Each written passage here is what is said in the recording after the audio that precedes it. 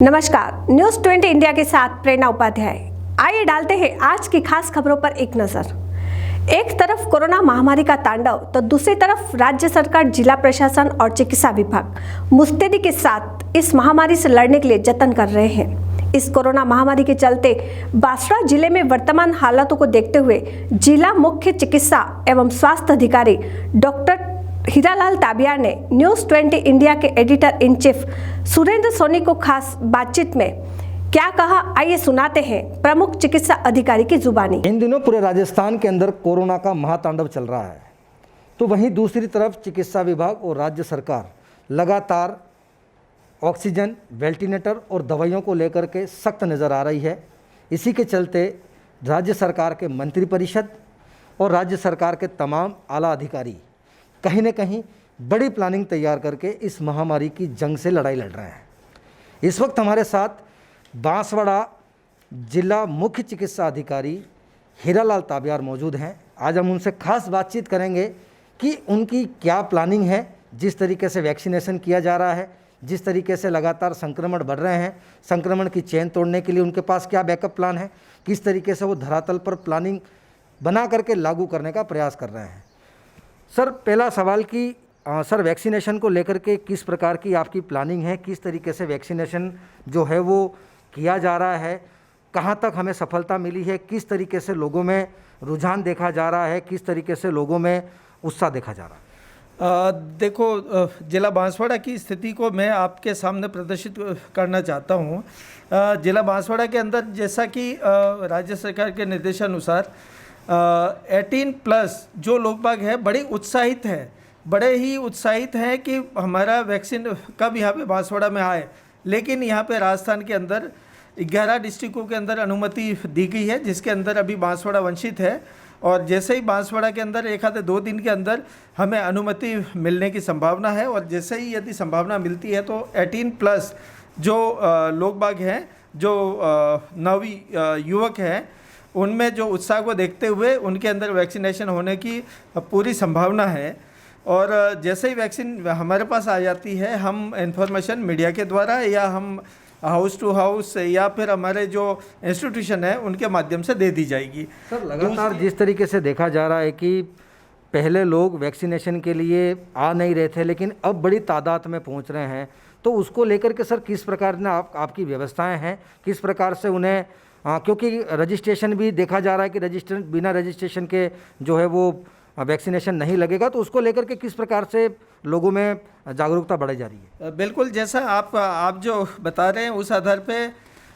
जैसे युवा वर्ग के लिए रजिस्ट्रेशन, प्री रजिस्ट्रेशन की आवश्यकता है, जो उनको इन्फॉर्मेशन जैसे स्टेट से या बार बार जो मीडिया के द्वारा दिया जा रहा है। दूसरी बात यह है कि पहले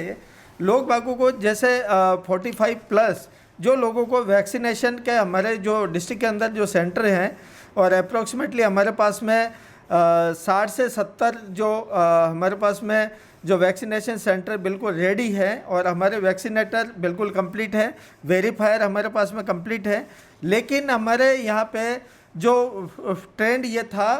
पहले कि हम उनको बार बार बुलाते थे लेकिन वो नहीं आते थे। लेकिन जो कोरोना की महामारी, जो अभी जितने केसेज यहाँ पे बांसवाड़ा के अंदर बढ़े हैं उस स्थिति को देखते हुए हम लोगों ने अभी जो देखा, अभी हमारे पास में जो वहाँ पे भीड़, इतनी ज़्यादा भीड़ हो रही है कि वहाँ पे पुलिस को बुलाने की आवश्यकता हो रही है हमें, क्योंकि भीड़ को नियंत्रण करने के लिए। जैसा कि सभी को विदित है कि हमारा क्या है कि ऑनलाइन जो वैक्सीनेशन होता है वो ऑनलाइन रजिस्ट्रेशन होता है, रजिस्ट्रेशन के बाद ही वैक्सीन होता है। ऐसी स्थिति के अंदर एक व्यक्ति के कम से कम 5 मिनट का समय लगता ही है अमूमन। और ऐसी स्थिति के अंदर भीड़ यदि बहुत अधिक हो जाती है और उनको नियंत्रण करने की भी आवश्यकता आजकल वहाँ पे महसूस हो रही है। तो मैं जहाँ तक समझता हूँ कि लोगों के अंदर कुछ ना कुछ तो जागरूकता आई है, जो केसेज यहाँ पे बांसवाड़ा में और बढ़े हैं, तो उस स्थिति को देखते हुए लोगों के अंदर जागरूकता अवश्य आई है। और उसी के मद्देनज़र यहाँ पे भीड़ जो हर स्थान पे जो हमारा वैक्सीनेशन सेंटर है वहाँ पे भीड़ देखने को मिल रही है हमें। सर, एक मेरा महत्वपूर्ण सवाल ये था कि जिस तरीके से लगातार ज़िले में संक्रमण का आंकड़ा जो है वो बढ़ भी रहा है, तो अब सर आपके पास बैकअप प्लान क्या है कि इस संक्रमण की चेन को और बेहतर तरीके से तोड़ा जा सके और लोगों के बीच जाकर के जो है वो संजाइश का दौर चलाया जा सके। लगातार चिकित्सा विभाग भी प्रयास कर रहा है, पुलिस विभाग भी प्रयास कर रहा है, जिला कलेक्टर भी प्रयास कर रहे हैं। तो सर, आप एक जिला अधिकारी हैं, बड़े अधिकारी हैं, तो आपने सर किस प्रकार का एक बैकअप प्लान तैयार कर रखा है? जैसा आपने फरमाया उस आधार पे, जैसे डिस्ट्रिक्ट के अंदर हमारे यहाँ पे, जैसा मैं आपको एक तो फर्स्ट बात तो स्थिति मैं आपको बता दूं कि आज की डेट में हमारे पास 10,000 से ऊपर हमारे पास में टोटल डिस्ट्रिक्ट के अंदर पॉजिटिव केस यहाँ पे आ चुके हैं। और आज की डेट में हमारे पास 7,000 के आसपास में जो 7.5 के आसपास में रिकवर भी हो गए। अब जो रही बात हमारे प्लान की, तो हमने टोटल डिस्ट्रिक्ट के अंदर जो ब्लॉक लेवल पे हमने टीमें बना दी हैं। और सबसे पहले तो हमारा क्या है, हाउस टू हाउस वहाँ पे सर्वे हो रहा है। और सर्वे के दौरान हमारी जो टीमें वहाँ पे लगी हुई हैं, वो टीमों के द्वारा हाउस टू हाउस वहाँ पे विजिट के बाद में वहाँ पे मेडिसिन के किट वगैरह दिए जा रहे हैं। जो घर के अंदर यदि कोई भी सर्दी जुकाम खांसी का पेशेंट मिलता है तो उसको वहाँ पे एडवांस में वहाँ पे दवाइयों का किट वगैरह दिया जा रहा है। और उसको एडवाइस भी कर रहे हैं कि दवाई आपको वहाँ पे कैसे लेनी है। तो उस संदर्भ में हमने देखा कि अभी कुछ समय से, जो 8-10 दिन के समय से हमारे पास में केसेस वगैरह कुछ यहाँ पे कमी स्टार्ट हुई है। यानी कि मैं आपसे सभी को बताना चाहूँगा कि यहाँ पे हमारे यहाँ पे जिला कलेक्टर महोदय हैं और प्रशासन के द्वारा बहुत अच्छा सहयोग, जो ब्लॉक लेवल पे एसडीएम हैं और सभी के द्वारा अच्छा बहुत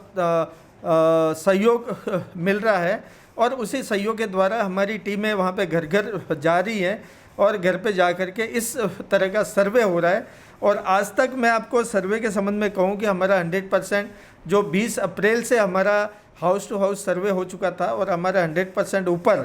हमारा सर्वे हो चुका है। और उसी के साथ में हमारी दवाइयाँ जो हमारे पास में उपलब्ध है, किट वहाँ पे हाउस टू हाउस, और जो सैम्पलिंग हो रहा है उन लोगों को सैंपल के पहले सैंपल देते वक्त वहाँ पे किट वगैरह दिया जा रहा है, जिससे कि वो एडवांस में, जैसे हो सकता है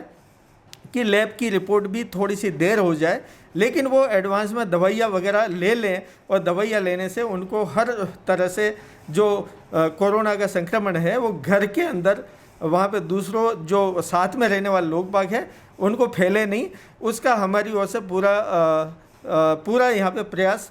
जारी है। सर, एक महत्वपूर्ण सवाल कि जिस तरीके से लगातार देखा जा रहा है कि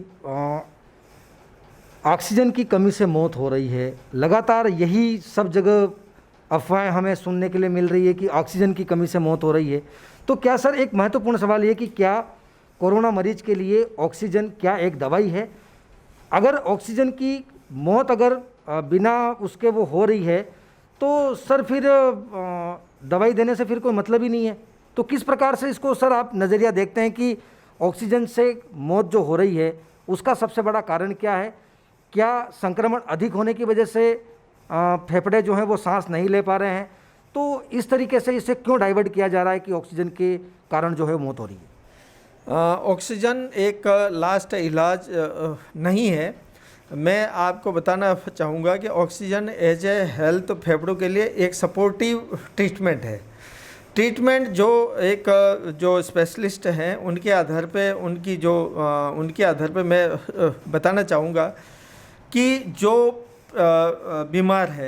बीमार को जैसे सर्दी जुकाम खांसी होता है तो शुरुआत के लक्षण ये होते हैं कि सर्दी जुकाम खांसी, और उस वक्त यदि डॉक्टर से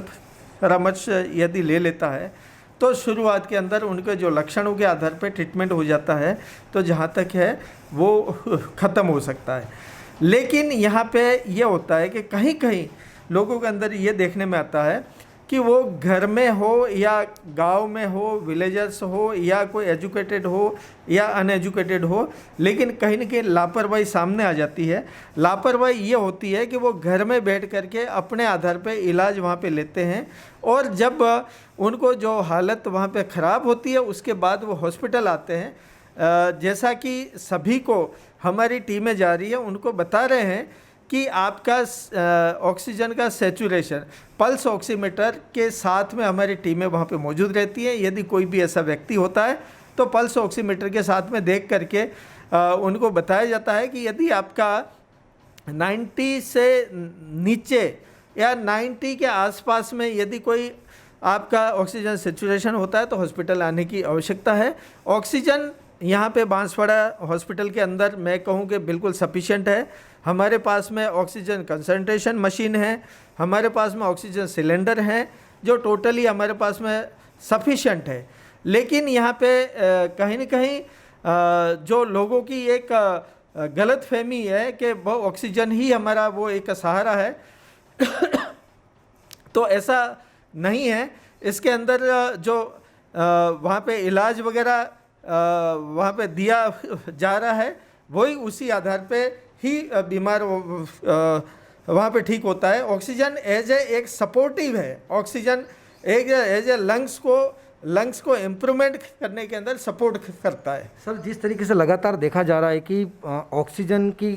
कमी के चलते जो है वो कोरोना संक्रमित व्यक्ति की मौत हो रही है, तो सर बैकअप प्लान क्या हो सकता है कि क्या इस पर एक नया इम्प्लीमेंट हो सकता है कि उस मरीज का संक्रमण कम करने के लिए किस प्रकार की दवाइयाँ जो है वो डॉक्टर को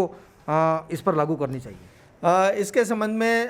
समय समय पे जो राज्य सरकार के द्वारा दवाइयाँ भी दी जा रही हैं, रेडिसिमियर इंजेक्शन है, टोसिलिजम इंजेक्शन है, और ये इंजेक्शन जो गवर्नमेंट से सप्लाई भी है और आ भी रही है, और जिनको कोई रिक्वायरमेंट है वो वहाँ पे दिया भी जा रहा है। लेकिन उनका ये होता है कि रेडिसिमियर इंजेक्शन होता है वो 7 दिन के अंदर अंदर जो पॉजिटिविटी होती है वो 7 दिन के अंदर अंदर वो कारगर होता है। यदि उसके बाद में भी लोग बागों को एक किसी न किसी के माध्यम से ये एक लोगों के अंदर भ्रांतियाँ हो जाती है कि हमें रेडिसिमियर इंजेक्शन अवेलेबल नहीं हुआ या ऑक्सीजन की अवेलेबिलिटी नहीं हुई जिस वजह से ये हुआ, ऐसा नहीं है। वो एक सपोर्टिव ड्रग है और ये आपको गवर्नमेंट की ओर से सप्लाई है और अवेलेबिलिटी है। इसमें किसी भी प्रकार की कमी हमारे यहाँ पे नहीं है। दूसरी बात यह है कि ऑक्सीजन प्लांट, जहाँ तक है कि ऑक्सीजन प्लांट भी डिस्ट्रिक्ट हॉस्पिटल के अंदर यहाँ पे स्थापित है। दूसरा, हमारे यहाँ पे जो कुशलगढ़ के अंदर भी, प्रतापपुर और घाटोल के अंदर भी माननीय सांसद महोदय के द्वारा भी घोषणा की है और माननीय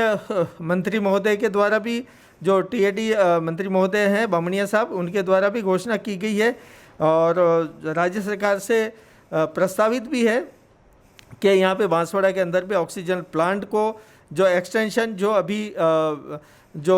वेंटिलेटर की प्रॉब्लम हो रही है कि वो ऑक्सीजन का प्रेशर वगैरह कम है, उसका भी यहाँ पे प्रयास वगैरह जारी है। सर, मेरा आखिरी और अंतिम सवाल और महत्वपूर्ण सवाल ये है कि जिस तरीके से देखा जा रहा है कि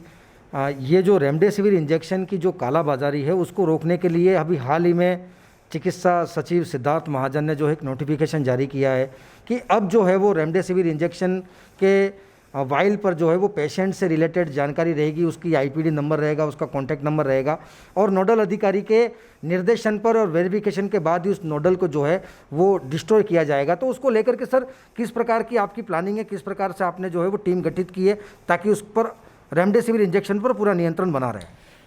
इसके संबंध में रेमडेसिविर इंजेक्शन जैसे हमारे पास एलोटेड होते हैं, कुछ इंजेक्शन ये जो बहुत ही वहाँ पे महत्वपूर्ण है, जो ये जैसे ही सप्लाई होते हैं, सप्लाई होने के बाद में किस बीमार को कब कब इंजेक्शन की आवश्यकता थी, कब कब वहाँ पे दिया गया, उसका पूरा रिकॉर्ड रहेगा। रिकॉर्ड के साथ में वहाँ पे जो डिस्ट्रिक्ट हॉस्पिटल के अंदर कमेटी बनी हुई है और उस कमेटी के द्वारा वहाँ पे वेरीफाई होता है कि कितने इंजेक्शन यहाँ पे आए थे और कितने इंजेक्शन यहाँ पे जो यूज़ में हुए, और उसका पूरा हिसाब वहाँ पे गवर्नमेंट को जाता है। और इसका पूरा जैसे सप्लाई होती है और सप्लाई के बाद में यूज़ होता है, मतलब कंज्यूमशन होता है, और कंज्यूम के बाद में कितना यूज़ हुआ, ये टोटली हिसाब ऑनलाइन यहाँ पे जो राज्य सरकार को भेजा जाता है। सर, अब जो है वो संक्रमण की चेन को कैसे तोड़ा जा सकता है, उसको लेकर के सर आप जनता के सामने किस प्रकार का मैसेज है? संक्रमण को तोड़ने के लिए जो राज्य सरकार ने जो कदम उठाया है बहुत ही अच्छा है और बहुत ही मतलब आवश्यक था ये। जैसे कि आज की स्थिति के अंदर जैसे 14 डेज यदि अपन घर से बाहर नहीं निकलते हैं तो हमारे जो वायरस है वो किसी घर के अंदर हैं या किसी के अंदर हैं तो वो वहीं के वहीं रहेंगे और एक दूसरे के अंदर फैलेंगे नहीं। तो इसीलिए लॉकडाउन जैसी स्थिति है और इसमें जो भी पॉजिटिविटी जो भी घर के अंदर मेंबर है यदि घर के अंदर ही पॉजिटिव आने के बाद में घर पे रहता है 14 दिन तक तो डेफिनेटली कि वो संक्रमण को नहीं वहाँ पे एक दूसरे को फैलेगा।